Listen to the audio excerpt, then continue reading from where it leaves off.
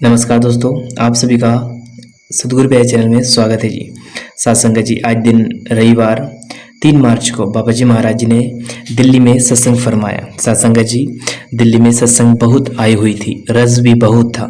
साथ संगत जी, बाबा जी महाराज जी ने आज बाणी ली थी, हर की पूजा दुर्लभ है संतो। साथ संगत जी, बाबा जी महाराज जी ने फरमाया कि ये तीसरी पातशाही की बाणी है। इस बाणी के जरिए हमें समझाने की कोशिश की गई है कि हमें भक्ति किसकी करनी है और उस भक्ति को कैसे करनी है। आप जी ने फरमाया ये ग्रंथ पोथिया जो है वह हमारे संत जनों की जिंदगी का निचोड़ है। ये अनमोल दौलत जो हमें आप जी देकर गए हैं, इसको हमें समझने की कोशिश करनी चाहिए। सत्संग जी वो कहते हैं कि ये सभी जो संत महात्मा आते हैं ये हमारे लिए उदाहरण बनकर आते हैं। इनके जरिए हमें समझाने की कोशिश की है कैसे हमें सत्य की पहचान करनी है और कैसे अपने लक्ष्य को हासिल करना है। लेकिन इंसान की फितरत है कि वो आसान से आसान तरीका अपनाता है। अब देखिए, आसान से आसान तरीका क्या है। अगर हम देखें आसान तरीका अगर कोई है तो वह है बाहर मुखी होकर साधनों को अपनाना और अपने लक्ष्य को हासिल करना।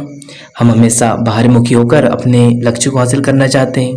अब जो हम ग्रंथ पोथियाँ भी पढ़ते हैं, सत्संग भी सुनते हैं, लेकिन हम में से बहुत कम ऐसे हैं जो ग्रंथ पोथियों के शब्द को अमल में लाते हैं, क्योंकि हम मन के अधीन हुए पड़े हैं। आज इंसान जो भी कर रहा है मन के सुपुर्द होकर कर रहा है। मन ने इंसान को बाहर मुखी साधनों में ऐसा फंसा कर रख दिया है कि वह कभी भी संत महात्मा महापुरुषों के बताए हुए रास्ते पर चलना ही नहीं चाहता। साथ संगत जी, अगर हम सच को समझने की कोशिश करेंगे तो हर जगह हमें वह ईश्वर नजर आएगा। आप जिन समझाया कि भक्ति हमें उस एक मालिक की करनी है, लेकिन हम देखते हैं हर किसी का अपना अपना इष्ट है, सबके अपने अपने तरीके हैं। लेकिन अगर हम किसी भी मज़हब या धर्म की गहराई से समझने की कोशिश करेंगे तो हम पाएंगे कि हर धर्म हर मज़हब ने उस एक की भक्ति करने को कहा है। सबका इशारा एक ही की तरफ है। आगे कहा है, पलटू एको एक है दूजा है ना कोई। आप जी ने फरमाया कि दुनिया में कितने मज़हब है, कितनी जातें हैं, लेकिन उस एक के मालिक ने इंसान को बनाया था और इंसान ने सब कुछ बांट लिया।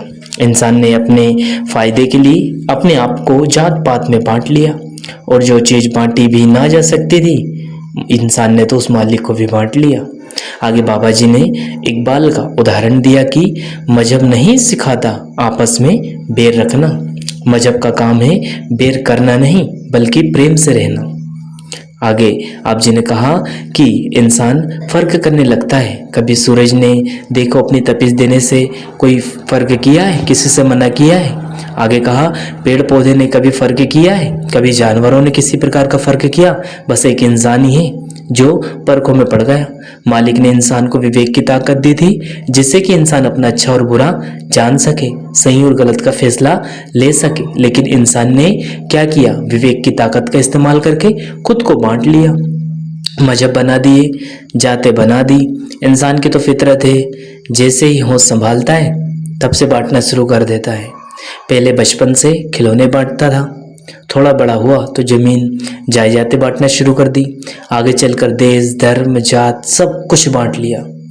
किसी भी धर्म को ले लो, सब अपने अपने धर्मों को बड़ा बताते हैं। हिंदू कहते हैं मेरा भगवान बड़ा है, सिख कहते हैं मेरे अकाल पुरख बड़े हैं, मुस्लिम कहते हैं अल्लाह बहुत बड़े हैं, वहीं ईसाई कहते हैं गॉड सबसे बड़े हैं। ये कर क्या रहे हैं भाई हम, ये लफ्ज़ हम नहीं रखे भाई मेरे। पर क्या मालिक के अलग अलग नाम रख देने से उस मालिक की हस्ती बढ़ सकती है? अब एक बच्चे का उदाहरण आप जी ने आगे देकर समझाया है कि एक बच्चे को उसकी माँ दिन में अलग अलग नामों से पुकारती है। कभी मेरा लाल कहती है, कभी सोना, कभी दुलारा, तो कभी क्या।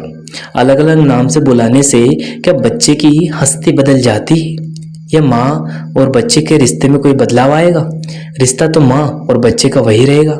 ऐसे ही हम मालिक के कितने भी नाम रख लें, लेकिन मालिक की हस्ती नहीं बदलने वाली और हमें उस एक की ही भक्ति करनी है।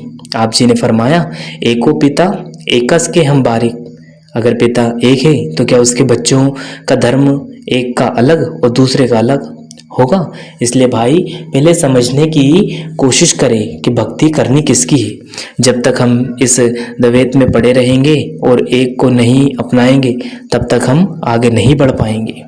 कोशिश करें कि हमारी आंखों के आगे जो माया का पर्दा छाया हुआ है उसे हटाएं। कहने को तो हम कह देते हैं कि हमारी आंखें खुली है, लेकिन बावजूद इसके भी हम ठोकरें खाते रहते हैं। जब तक हम अंदर की आंखें खोलकर सच की पहचान नहीं करेंगे तब तक हम मालिक को नहीं पा सकते। आप जी ने आगे फरमाया कि मालिक सबके अंदर है, फर्क सिर्फ पहचान का है। हमें मालिक को अपने अंदर ही ढूंढना है, उसकी खोज करनी है, मालिक की पहचान करनी है। आगे बाबा जी महाराज जी ने फरमाया कि हम पता नहीं मालिक को खोजने कहाँ कहाँ भटकते फिरते हैं, क्योंकि बाहरमुखी साधन अपनाते हैं, मंगते बने पड़े हैं। मालिक को पाने के लिए हम ये भी कर ले वह भी कर ले। भाई मेरे, करना सिर्फ एक ही काम है, अपने अंदर जाना है और मालिक की पहचान करनी है। आप जी ने फरमाया सब कुछ घर में बाहर ना आई, बाहर ढूंढे सुबह बुराई। जो देना था वो मालिक ने दे दिया और हम बाहरमुखी साधनों को अपना लेते हैं, जबकि मालिक हमारे अंदर ही है। आगे आपने फरमाया हमें पहले अपनी पहचान करनी है। जिस दिन अपनी पहचान कर ली तो फिर कुछ और करने की ज़रूरत है ही नहीं, सब कुछ अपने आप सामने आ जाएगा। आगे आप जी ने फरमाया इस संसार में बहुत से धर्म स्थान मिल जाएंगे, लेकिन उस मालिक का सच्चा घर नहीं मिलेगा। क्यों? क्योंकि वह बाहर है ही नहीं। वहाँ जो सच्चा स्थान है वह हमारे शरीर में, हमारे हृदय में है। आगे बाबा जी महाराज जी ने बाइबल में भी उदाहरण को समझाते हुए कहा इंसान खुद उस परमात्मा का जीता जागता मंदिर है। यह बाइबल में लिखा है। शरीर उस मालिक का सच्चा स्थान है। इसलिए मालिक की पहचान करने और मालिक को हासिल करने के लिए कहीं बाहर नहीं भटकना। अंतर ध्यान होकर अपने अंदर पहचान करो, सब कुछ अंदर है, हमें अपने अंदर ही महसूस करना है। सत्संगत जी, ये आज दिल्ली में सत्संग घर के कुछ खास लफ्ज़ थे जो बाबा जी महाराज जी ने संगत के बीच फरमाए थे। अगर आपको यह वीडियो पसंद आया हो तो वीडियो को लाइक कीजिएगा, शेयर कीजिएगा और चैनल को सब्सक्राइब करके बेल आइकन को प्रेस कर ले, जिससे कि आपको ऐसे वीडियो मिल सके जी। अंत में आप सभी को प्रेम भरी राधा स्वामी जी। सत्संग जी, बाबा जी महाराज जी ने आज सबसे ज़्यादा अगर किसी बात पर फोकस किया है तो वह स्वयं की पहचान करना, और स्वयं की पहचान तभी होगी जब हम भजन सुमरन में बैठेंगे। इसके साथ अपनी वाणी को विराम देते हैं। Take care, thanks for watching this video. अंत में आप सभी को प्रेम भरी राधा।